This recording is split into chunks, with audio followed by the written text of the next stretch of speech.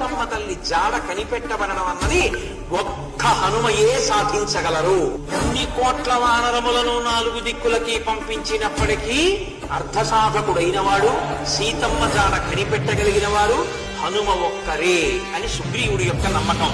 కాబట్టి హనుమ నీ వలనే ఈ కార్యము సాధింపబడాలి.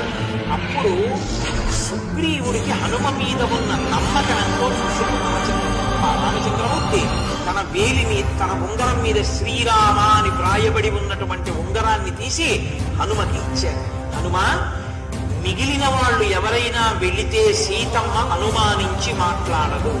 ఓ వీరుడా, సీతమ్మ అరమరిక లేకుండా నీతో మాట్లాడుతుంది. కాబట్టి ఈ ఉంగరాన్ని గ్రహించు అని స్వామి తన చేతి ఉంగరాన్ని తీసి స్వామి హనుమ చేతిలో ఉంచారు.